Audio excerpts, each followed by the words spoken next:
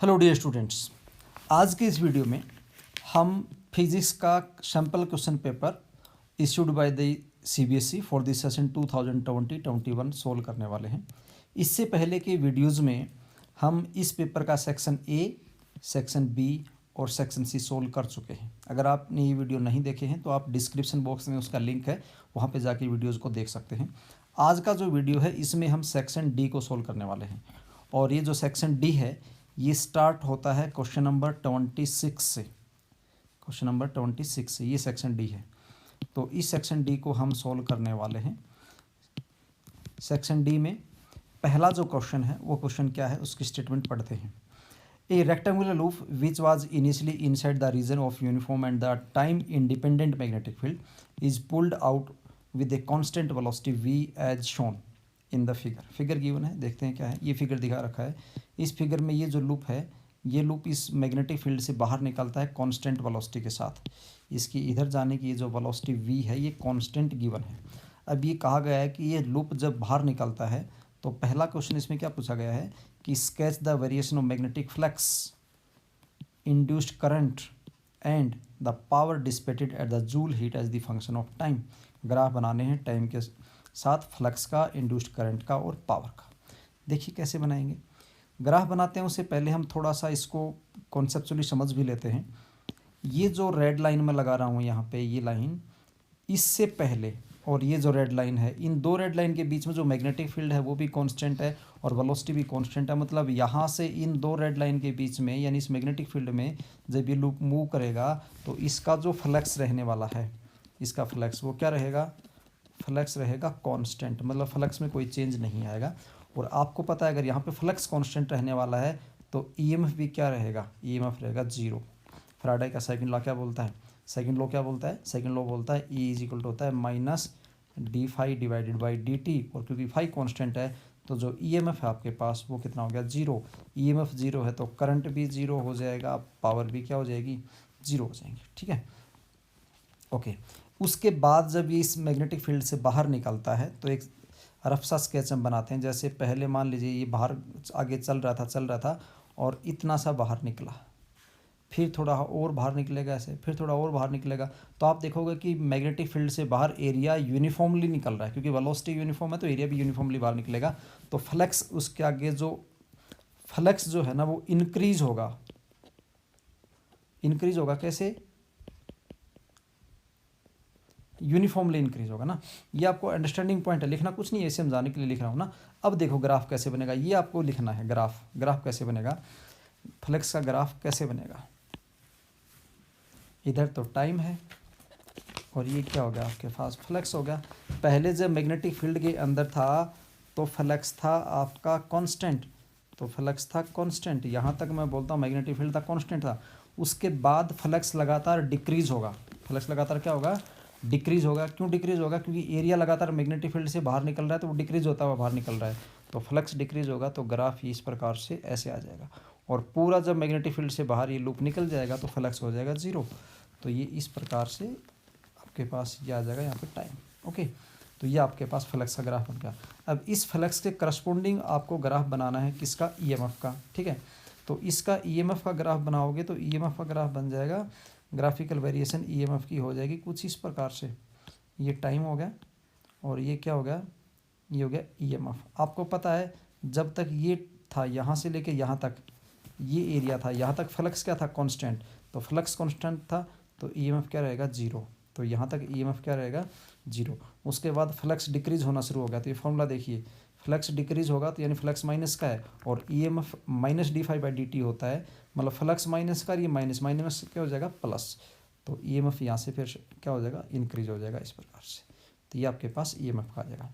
Same current के लिए आ जाएगा क्योंकि आई जो होता है वो ई डिवाइडेड बाई आर होता है। तो सेम यही ग्राफ, सिर्फ आप ईएमएफ की जगह आई लिख देंगे तो आपके पास किसका बन जाएगा, करंट का बन जाएगा। पावर का formula P is equal to I square R होता है। P is equal to I square R होता है तो पावर के लिए भी सेम ग्राफ बन जाएगा। ओके, तो ये तो हो गया आपके पास पहले पार्ट का सॉल्यूशन। पार्ट बी में क्या पूछा गया है, पार्ट बी में पूछा गया कि if instead of A rectangular loop circular loop is pulled out, do you expect the same value of the induced current?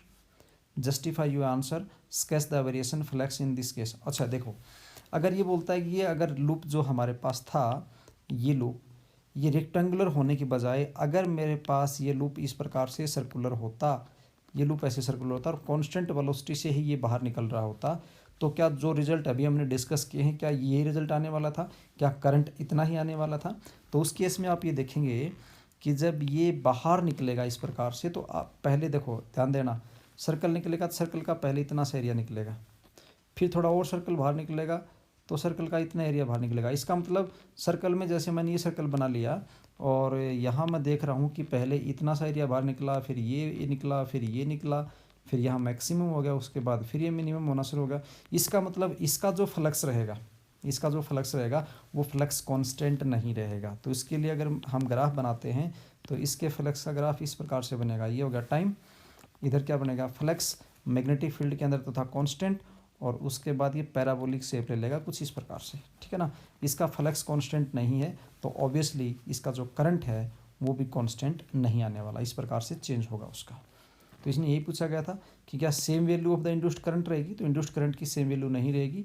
Justify your answer, तो आंसर को हम जस्टिफाई करेंगे क्योंकि जो फ्लक्स है वो कॉन्स्टेंटली चेंज नहीं हो रहा है। पहले क्या करेगा, वो इंक्रीज होगा, उसके बाद क्या होगा, वो डिक्रीज होगा। और स्केच लगाना था तो स्केच जो ये स्केच है हमने इसका बना दिया है। ओके, क्वेश्चन नंबर 27 देखते हैं। 27 क्वेश्चन में क्या पूछा गया है। क्वेश्चन नंबर 27 में कहा गया है a variable resistor R is connected across a cell of EMF E and internal resistance r, draw circuit diagram. तो पहले सर्किट डायग्राम बना लेते हैं। कैसे, एक आपके पास क्या गिवन है, वेरिएबल रेजिस्टेंस कनेक्टेड है ईएमएफ के साथ, तो ये सेल कनेक्ट कर लिया हमने, सेल का इंटरनल रेजिस्टेंस मान लेते हैं, इसके साथ ये एक वेरिएबल रजिस्टर है और इस प्रकार से सर्किट आपका पूरा हो गया। ये सेल का रेजिस्टेंस हो गया, ये ईएमएफ और this is the variable resistance R. Okay, ये हुआ। अब देखो क्या गया है, जैसे सर्किट डायग्राम बनाना था, बन गया हमारा circuit diagram. Plot a graph showing the variation of potential drop across R as the function of R. इसका ग्राफ हमें बनाना है। तो ग्राफ बनाने के लिए पहले अगर मैं मैथमेटिकली इसको सोल्व कर लेते तो हमारे लिए ज़्यादा अच्छा रहेगा। और मैथमेटिकली हम देखेंगे कि इस आर के अक्रॉस पोटेंशियल डिफरेंस अगर मैं देखूंगा तो V is equal to I into R आएगा। क्या आएगा, आई इंटू आर आएगा, है ना। और V इज इक्वल टू आई किसके बराबर हो, ओम्स लॉ से। ओम्स लॉ से आई जो होगा वो होगा EMF E divide by total resistance. तो टोटल रेजिस्टेंस ये रेजिस्टेंस और ये रेजिस्टेंस, तो हो जाएगा R प्लस R और इनटू आपके पास क्या हुआ, R। यहाँ से इसको जब हम सोल्व करते हैं तो ये हमारे पास आ जाएगा V is equal to E divided by 1 plus R divided by R। यहाँ से इसमें से ये R मैंने कॉमन ले लिया तो सोल्व किया तो मैंने यहाँ से ये आया। तो अब यहाँ से देखो आप, हम देखते हैं अगर हम R की वैल्यू को 0 ले लेते हैं, R की वैल्यू को क्या ले लेते हैं, 0, तो इस R को अगर हम 0 करेंगे, इस R को अगर हम 0 करेंगे तो समथिंग बाई 0, समथिंग बाई 0 क्या होता है, infinity. 1 plus infinity infinity and something by infinity is equal to 0। तो जो V की वैल्यू है वो कितनी आ जाएगी, 0। दूसरा, अगर मैं R की वैल्यू बढ़ाता बढ़ाता इन्फिनिटी तक ले जाऊँ, R की वैल्यू कहाँ ले जाऊँ, इन्फिनिटी तक ले जाऊँ, तो अगर अब हम इस R को इन्फिनिटी करेंगे तो समथिंग बाई इन्फिनिटी 0, तो उस केस में आपके पास V की वैल्यू किसके बराबर आ जाएगी, E के बराबर आ जाएगी। अब यहाँ पर इजीली आप ये जो इसका वेरिएशन है वो दिखा सकते हो। कैसे, इधर तो आपके पास रेजिस्टेंस आएगा और इधर क्या आएगा, V 0 से स्टार्ट हो रहा था और ये ऐसे होता होता ऐसे ग्राफ आया। ये जो मैक्सिमम वैल्यू है यहाँ पे, इस पे आप लिख दोगे कि V किसके बराबर हो जाता है, E के बराबर हो जाता है। तो ये इसका ग्राफिकल वेरिएशन हो जाएगा, ये इसका ग्राफ बन गया आपके पास। नेक्स्ट सी पार्ट में पूछा गया है कि at what value of current on circuit will be maximum. तो अगर R की वैल्यू 0 होगी, रेजिस्टेंस की वैल्यू क्या होगी, 0, तो करंट क्या रहेगा, मैक्सिमम रहेगा। क्योंकि जब रेजिस्टेंस ही नहीं रहेगा तो करंट जो चार्ज करेंगे वो इजीली फ्लो करेंगे, तो करंट मैक्सिमम वैल्यू में जाएगा। तो इसका आंसर क्या आ जाएगा, R is equal to 0। C portion हमारे पास यहाँ से सोल्व होता है। इस क्वेश्चन का और पार्ट है, दूसरा ऑप्शन आपसे दिया गया है, अल्टरनेटिव है आपके पास। A storage battery of EMF 8 volt and internal resistance 0.5 ohm is being charged by DC supply of 120 volt using a resistor of 15.5 ohm. और पहला क्वेश्चन इसमें से पूछा गया है ड्रॉ द सर्किट डायग्राम। तो इसका आपको सर्किट डायग्राम बनाना है। तो देखो कैसे बनाएंगे। आपको क्या गिवन है, एक बैटरी गिवन है, एक बैटरी गिवन है जिसका जो EMF है वो 8 वोल्ट है। तो 8 वोल्ट की बैटरी है और इंटरनल रेजिस्टेंस इसका 0.5। इस बैटरी को कनेक्ट किया गया है एक बैटरी से, और जो बैटरी चार्ज कर रही है वो 120 वोल्ट की है। तो ध्यान देना, जिस बैटरी से हम चार्ज कर रहे हैं उसका पॉजिटिव हमारी बैटरी के पॉजिटिव से कनेक्ट होना चाहिए, तो ही वो चार्ज कर सकती है, अदरवाइज चार्ज नहीं करेगी। तो चार्जिंग में दोनों बैटरीज का पॉजिटिव कनेक्ट होना ज़रूरी है। और इस बैटरी के साथ हमने एक रजिस्टेंस जोड़ रखा है 15.5 ओम का। तो ये हुआ हमारा सर्किट पूरा, इस प्रकार से सर्किट डायग्राम पूरा हुआ। पार्ट नंबर 2 में क्या पूछा गया है? पार्ट नंबर 2 में पूछा गया है calculate the potential difference across the battery. ये जो बैटरी है, इस बैटरी के अक्रॉस पोटेंशियल डिफरेंस आपको बताना है। आपने पोटेंशियल डिफरेंस का फॉर्मूला पढ़ा है V = E - IR, बट ध्यान देना ये जो फॉर्मूला होता है ये तब लगाते हैं जब बैटरी आपकी डिस्चार्ज हो रही हो, mean current is being drawn from the battery. But हम यहाँ पे बैटरी को करंट सप्लाई कर रहे हैं, बैटरी को क्या कर रहे हैं? करंट सप्लाई कर रहे हैं। करंट सप्लाई कर रहे हैं मतलब बैटरी को चार्ज कर रहे हैं। तो जब बैटरी चार्ज हो रही हो तो ये फॉर्मूला हो जाता है V = E + IR। तो पोटेंशियल डिफरेंस अगर आपको निकालना है तो उसके लिए आपको क्या चाहिए? ये जो करंट है सर्किट में कितना करंट होगा वो ज़रूरी है ना। तो पहले हम उसके लिए सॉल्यूशन करते हैं। तो देखिए कैसे करेंगे इस क्वेश्चन को सोल्व। तो इसका कॉन्सेप्ट मैंने आपको बताया था। आप स्टार्टिंग में लिखोगे पोटेंशियल डिफरेंस अक्रॉस बैटरी, वो आपके पास हो जाएगा V = E + IR। और इसको निकालने के लिए आपको करंट चाहिए, है ना। क्या चाहिए? करंट। तो करंट देखो कैसे निकालेंगे। आप यहाँ देखेंगे ये जो हमारी 8 वोल्ट की बैटरी है ये इस डायरेक्शन में करंट भेज रही है, और ये जो 120 वोल्ट की बैटरी है ये इस डायरेक्शन में करंट भेज रही है ना। तो इफेक्टिव EMF हमारे सर्किट में यहाँ पे कितना होने वाला है हम वो देखेंगे। इफेक्टिव EMF जो है वो आपके पास हो जाएगा 120 - 8 that is equal to 112 volt. Okay, अब करंट कितना हो जाएगा सर्किट में? Current in circuit I = effective voltage 112 divide by effective resistance यानी नेट रेजिस्टेंस। तो नेट रेजिस्टेंस आप ये देखोगे ये रेजिस्टेंस जो है और ये रेजिस्टेंस दोनों सीरीज में कनेक्ट हुए हैं, तो आपके पास हो जाएगा 15.5 + 0.5 दैट इज इक्वल टू आपके पास हो जाएगा 112 डिवाइड बाई 16 एम्पीयर। ओके, अब हम अपना फार्मूला लगा सकते हैं बहुत आसानी से। As V = E + I × R है। V = E आपके पास 8 है, I आपके पास आया 112 डिवाइड बाई 16 और R की वैल्यू है इंटू 0.5। इसको हम सोल्व करते हैं, ये आ जाएगा 8। इन दोनों का प्रोडक्ट हम करेंगे तो ये आपके पास आएगा, ये वैल्यू आपके पास आएगी प्रोडक्ट करने के बाद, ये वैल्यू आपके पास आएगी 56 और डिवाइड बाई 16। इसको सोल्व करते हैं तो आ जाएगा 8 प्लस और 56 बाई 16 आ जाएगा 3.5 दैट इज आया 11.5 वोल्ट। मतलब आपकी ये जो बैटरी है जो चार्ज हो रही है, ये जो बैटरी इसका जो टर्मिनल पोटेंशियल डिफरेंस आएगा वो आएगा 11.5 वोल्ट, यानी 11.5 वोल्ट से चार्ज हो जाएगी। ये वोल्टेज इसको मिल रहा है। ओके, तो बी पार्ट भी सोल्व हुआ। सी पार्ट में पूछा गया है कि what is the purpose of having the series register in the circuit. इसमें हमने जो लार्ज रेजिस्टेंस यूज, लार्ज तो नहीं किया, 15.5 ओम का ये जो रजिस्टर यूज किया, इसका पर्पज क्या था? और इसका पर्पज था कि सर्किट में करंट को कंट्रोल कर रहा है। तो आप इसका आंसर क्या लिखेंगे कि जो सीरीज रजिस्टर है it limit the current drawn from the source. Okay, तो यहाँ से आपका सी पार्ट भी कंप्लीट होता है। नेक्स्ट क्वेश्चन नंबर 28 है। 28 में क्या पूछा गया है?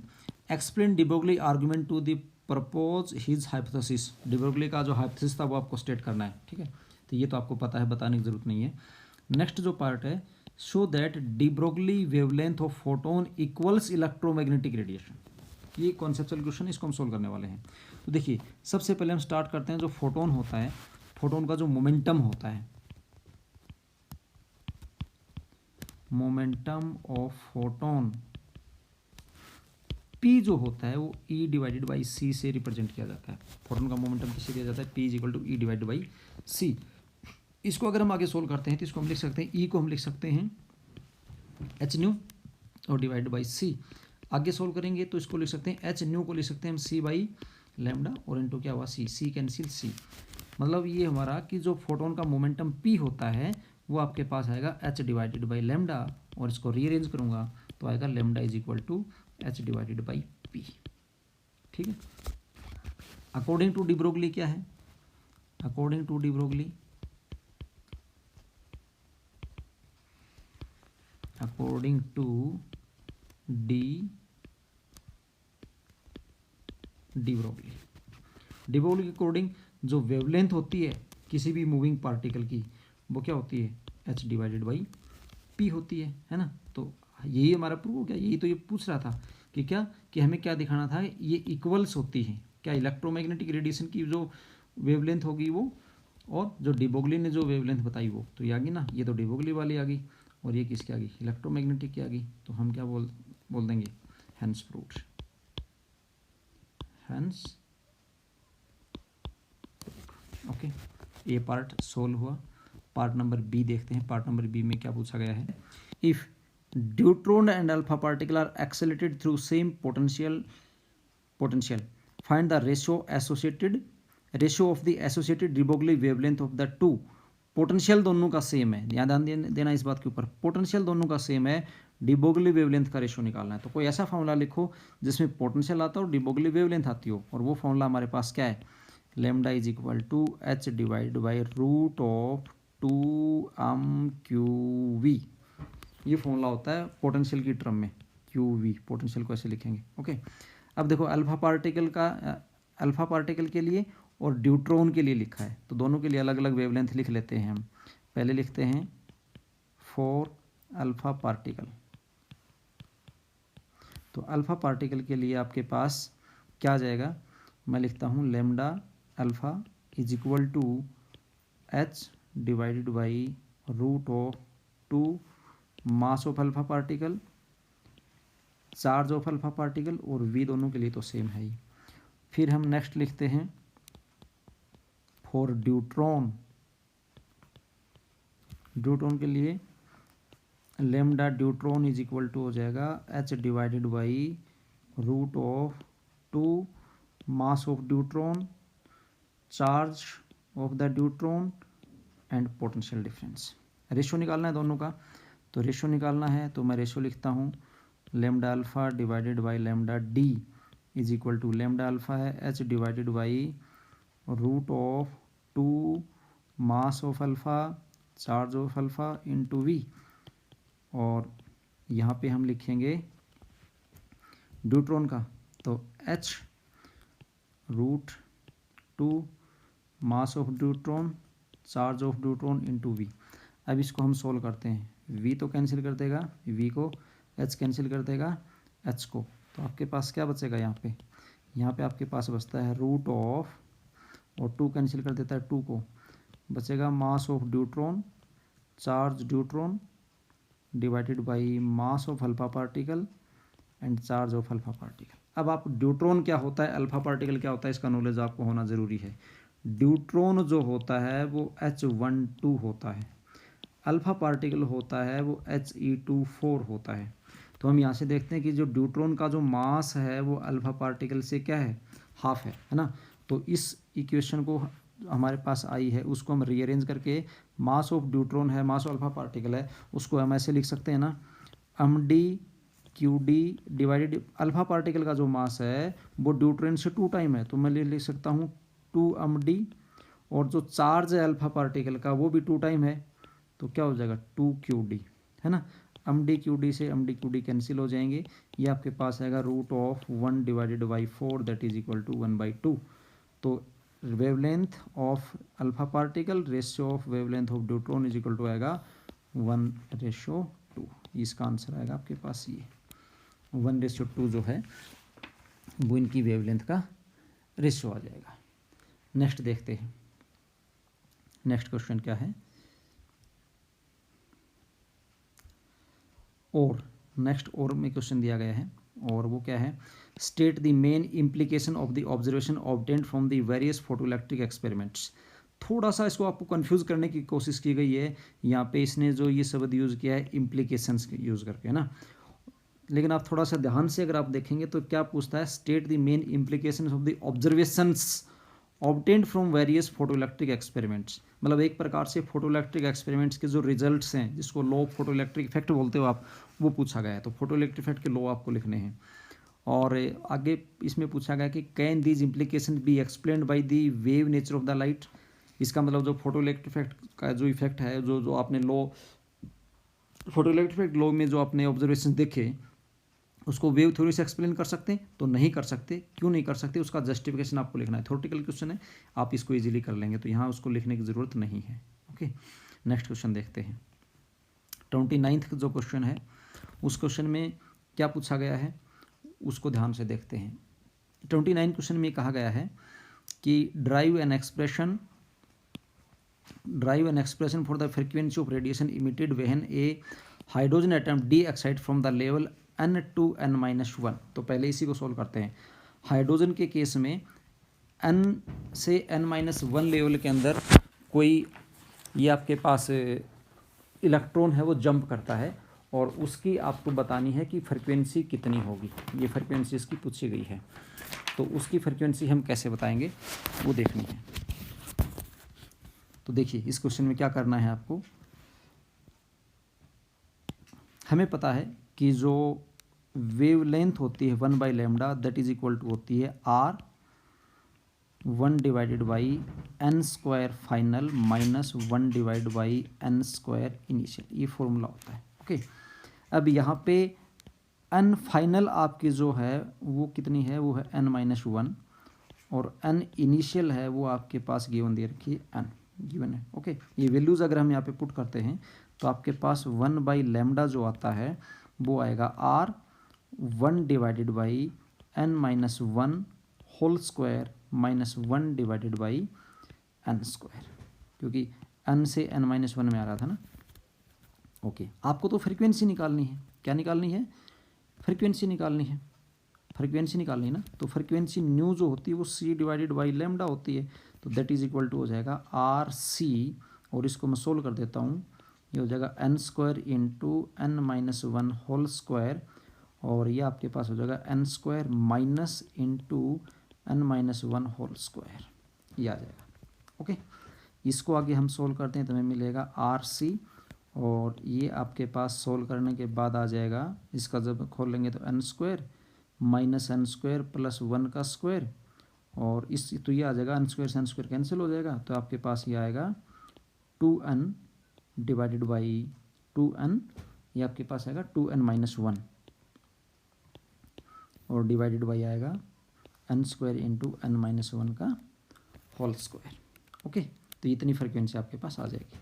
आगे इस क्वेश्चन में वो पूछा गया है, also show that for the large value of n this frequency equals to the classical frequency of the revolution of an electron. तो इलेक्ट्रॉन की क्लासिकल फ्रीक्वेंसी क्या होती है? क्लासिकल फ्रीक्वेंसी तो सिंपल सी, इलेक्ट्रॉन की जो क्लासिकल फ्रीक्वेंसी होती है न्यू, वो 1/t होती है। तो जो 1/t के बराबर जो है ना, ये फ्रीक्वेंसी जो आपकी आई है ये 1/t की है, क्योंकि ये भी तो इलेक्ट्रॉन की आई है। ये क्लासिकल फ्रीक्वेंसी के बराबर है, ये हमें प्रूव करना है। किसके लिए? लार्ज वैल्यू के लिए। तो वो कैसे करेंगे? तो देखिए, तो यहाँ से हम स्टार्ट करते हैं। फॉर लार्ज वैल्यू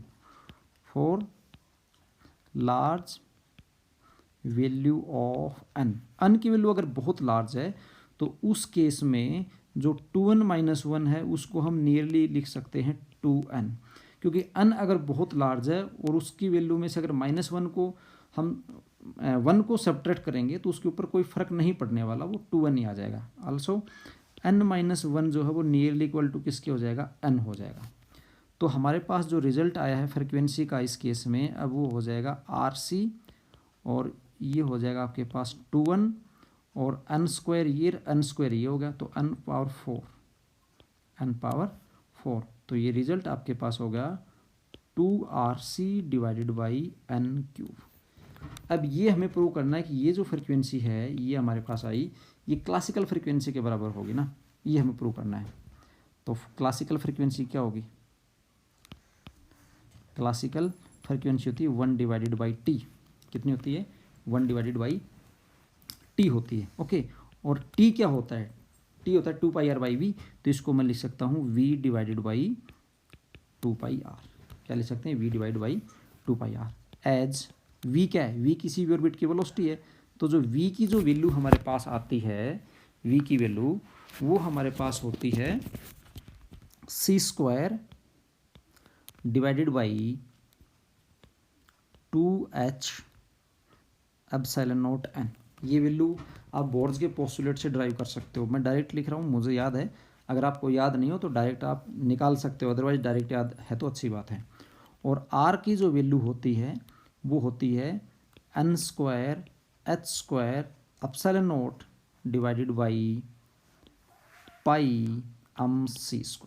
ओके, और ये वैल्यू अगर हम यहाँ इसमें रख देंगे, इसमें ये वैल्यूज रखनी है हमें, तो इसमें रखने के बाद मैं डायरेक्ट वैल्यू लिख रहा हूँ, तो मेरे पास जो फ्रीक्वेंसी आने वाली है ये फ्रीक्वेंसी मेरे पास आएगी e4c divided by 4 epsilon not square c h³ n³। ये वैल्यू रखने के बाद मेरे पास ये वैल्यूज आती है। इसको मैं थोड़ा सा रीअरेंज कर सकता हूँ। क्या इसको हम ऐसे लिख दें? इसको हम ऐसे लिख सकते हैं ना, 2 से मल्टीप्लाई कर दिया 2c और डिवाइडेड बाई n³। ये तो मैंने एक साइड लिख दिया, और क्योंकि 2 से मल्टीप्लाई किया है ऊपर तो डिवीज़न भी करना पड़ेगा, यानी 2 से हम मल्टीप्लाई और डिवाइड कर देते हैं तो रिजल्ट हमारे पास फिर इधर बच जाता है। ये e4 डिवाइडेड बाई हो जाएगा 8 एप्सिलॉन नॉट स्क्वायर CH³। और ये जो वैल्यू होती है ये R की वैल्यू होती है। किसकी वैल्यू होती है? R की, जो रेडबर्ग कांस्टेंट जिसको हमने बोला था उसकी वैल्यू है। तो यहाँ से ये फ्रीक्वेंसी भी हमारे पास किसके बराबर आई? 2RC divided by n³।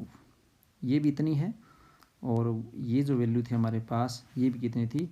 2RC divide by n³ थी। ये प्रूव हो गया, यही प्रूव करना पूछ रखा था इस क्वेश्चन में। अब हम देखते हैं क्वेश्चन नंबर 13। क्वेश्चन नंबर 13 क्या है? क्वेश्चन नंबर 13 में कहा गया है give 1 point of difference between nuclear fission and nuclear fusion. Theoretical question है, कर लेंगे आप। फिजन में और फ्यूजन में क्या डिफरेंस है। हम नेक्स्ट पार्ट देखते हैं। और नेक्स्ट पार्ट क्या है? पार्ट नंबर बी वाला पार्ट क्या बोलता है? Suppose we consider fission of E2656 in 2 equal fragments of aluminium nuclei. मतलब एल्यूमिनियम न्यूक्लियाई के 2 इक्वल फ्रेगमेंट्स में इसको आप क्या कर रहे हो? डिसइंटीग्रेट कर रहे हो, ठीक है, यानी इसका हम फिजन कर रहे हैं। Is this fission energetically possible? तो क्या एनर्जेटिकली पॉसिबल है?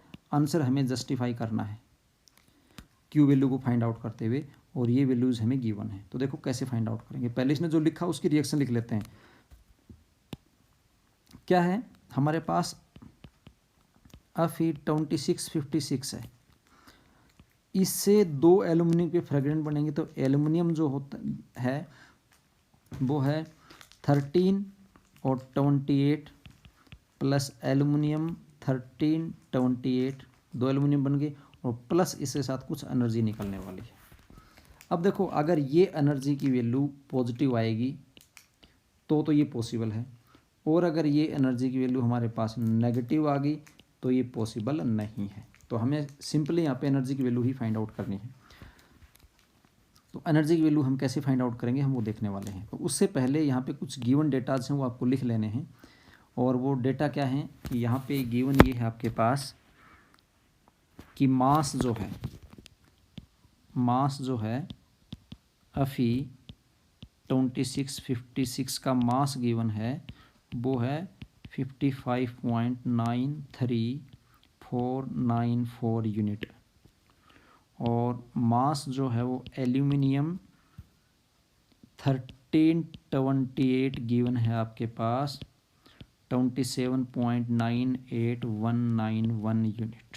ओके, अब क्यू वैल्यू जब आपको निकालनी है तो आपको क्या करना है? क्यू वैल्यू निकालने में ये जो मास का डिफेक्ट है ना, हम वो निकाल लेते हैं। तो यहाँ पे क्यू वैल्यू जो आपके पास निकलेगी वो आएगी delta m into 931 million electron volt. वैसे तो फॉर्मूला क्या होता है? डेल्टा m² होता है, लेकिन ये फॉर्मूला डेल्टा m² तब लगता है जब मास आपके पास किस में गिवन हो? किलोग्राम में गिवन हो। यहाँ पे मास आपके पास U में गिवन है और ऑलरेडी हम 1U के इक्विवेलेंट एनर्जी निकाल चुके हैं। 931 मिलियन इलेक्ट्रॉन वोल्ट होती है, हमें पहले से पता है, तो आप डायरेक्ट इस वैल्यू को यूज़ कर सकते हो। ओके, m² लगाने की ज़रूरत आपको यहाँ पे नहीं है। तो सबसे पहले हम यहाँ पे कैलकुलेट कर लेते हैं कि डेल्टा m कितना आएगा, और जो डेल्टा m आएगा मास डिफेक्ट, वो आपके पास आने वाला है, या मास का डिफरेंस जो कहो आप, वो आने वाला है m mass of Fe2656 minus 2 time mass of aluminium 1328, ये आने वाला है। ठीक है, तो वैल्यूज़ पुट करते हैं। ये जो मास हमारे पास है आयरन का, ये हमारे पास गिवन है 55.93494 minus 2 time mass of aluminium हमारे पास गिवन है 27.98191, इतना हमारे पास ये है। इसको जब हम सोल्व करते हैं तो सोल्व करने के बाद ये जो वैल्यू है ये मेरे पास आती है 55.93494 माइनस ये दोनों का मल्टीप्लिकेशन जब मैंने किया तो मल्टीप्लिकेशन मेरे पास आया 55.96382, और ये जो डिफरेंस आया, ये डिफरेंस आया माइनस 0.0288 यूनिट। तो पहली बात तो मास डिफेक्ट माइनस में आगे पॉसिबल है ही नहीं, आगे एनर्जी निकालने की ज़रूरत ही नहीं थी आपको, लेकिन फिर भी क्यू वैल्यूज़ निकाल लेते हैं। क्यू वैल्यू होगी, वो होगी delta m into 931 million electron volt, तो ये आपके पास होगी माइनस 0.0288 इंटू 931, और दैट इज़ इक्वल टू, ये वैल्यू आपके पास आएगी माइनस 26.9 मिलियन इलेक्ट्रॉन वोल्ट। और क्योंकि एनर्जी नेगेटिव है तो पॉसिबल नहीं है, नेगेटिव एनर्जी पॉसिबल नहीं है, तो नेगेटिव पॉसिबल नहीं है, इसका मतलब ये हुआ कि ये जो है Fe26 को अगर हम एल्युमिनियम के अंदर फिजन करवाएंगे तो ये फिजन एनर्जेटिकली पॉसिबल नहीं है। ओके, आज के वीडियो के लिए इतना ही है। नेक्स्ट जो वीडियो है उसके अंदर हम सेक्शन ई को सोल्व करेंगे।